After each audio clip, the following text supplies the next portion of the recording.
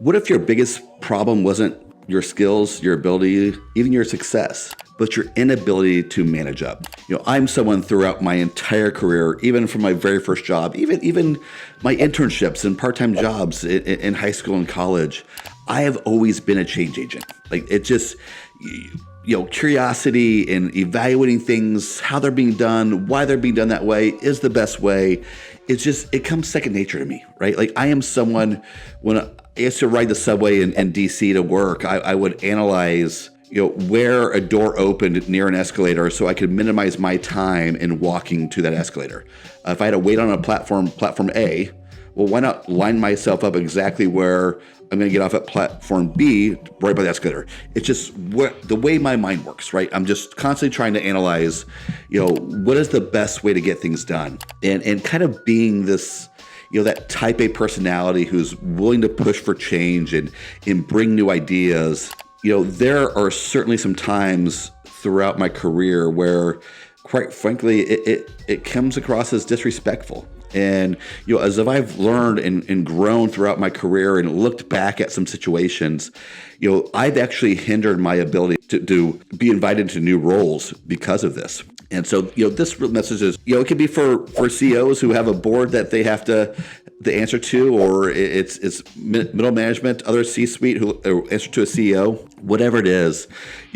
For me, as again, I would describe myself as a type A personality, especially in the workplace, change management, change agent, that sort of thing, is you got to keep it balanced.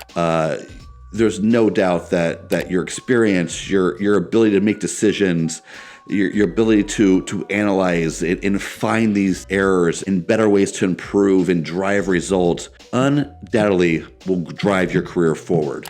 But there's always going to also be a point sometimes where doing that and the way in which you do it is going to become a hindrance. I look at my first job. My first job, my goal when I was there was to be the number two. And quite frankly, I feel like for the most part, I had that role. I did a lot with governance. I did a lot with the budget for the organization. I did a lot with staff management.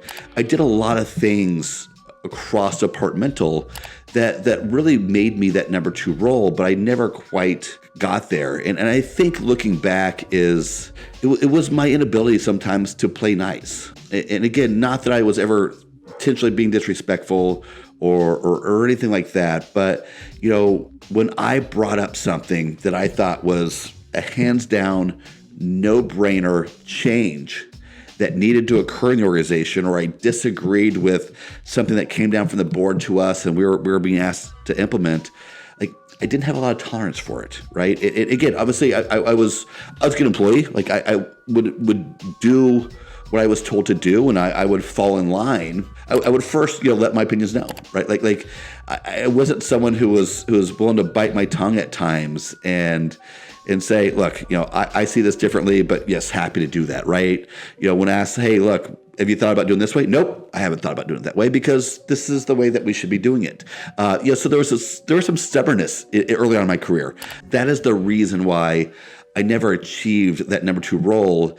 And what really kind of made me come to realize that is shortly after I left that organization and went to another one, they hired someone in, and within 2 or 3 years, that individual became the number two. And they kind of first hit me hard. Like it's like, man, I was very close with the executive director, and I would call him a friend, but also my mentor, my boss. We had a very close relationship, and I really had to do a lot of self-analysis on this to kind of think about why it is I never got that role. Because production-wise, results-wise, skill-wise, I certainly deserved it. And I really had to come to grips with the fact that it was my inability early on in my career that because I believed in my ideas, because I was a change agent, because of all of these things, I didn't always manage up properly. And, No one likes to talk about, politics in the workplace or anything, but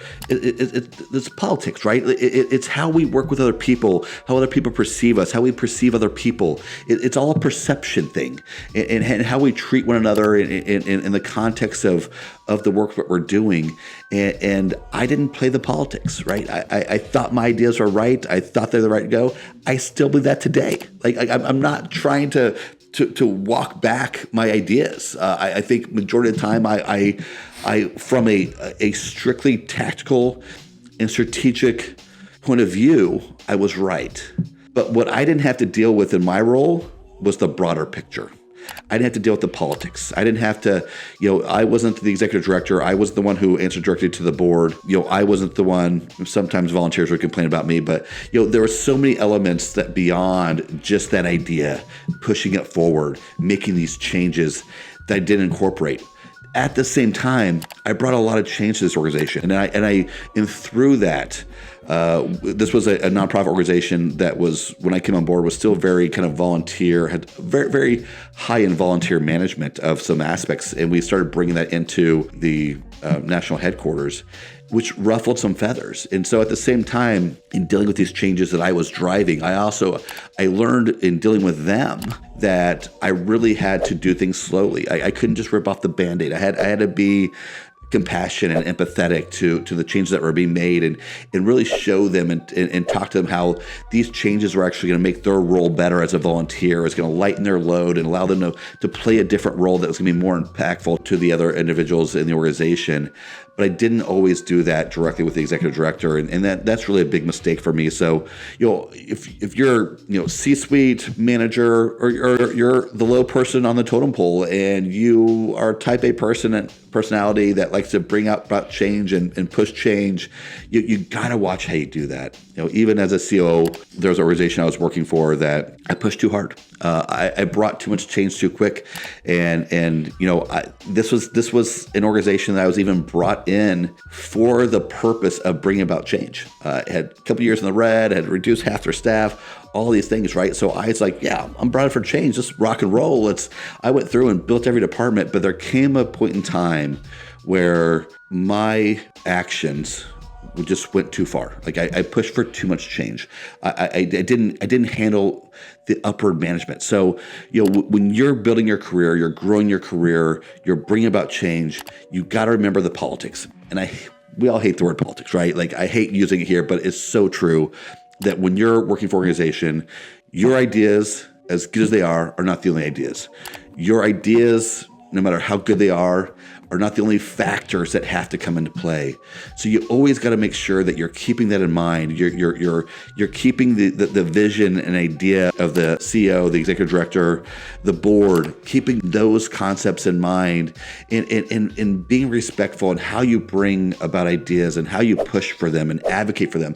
I'm not saying to back away and not do those things, but you got to watch how you do it, when you do it, and be a team player to everyone in the organization, everyone underneath you, as well as everyone above you. And if you can learn to keep those ideas, keep the change agency aspect of who you are and what you do, but do it with the politics in mind, do it with the mindset that you're a team player, you will skyrocket your career.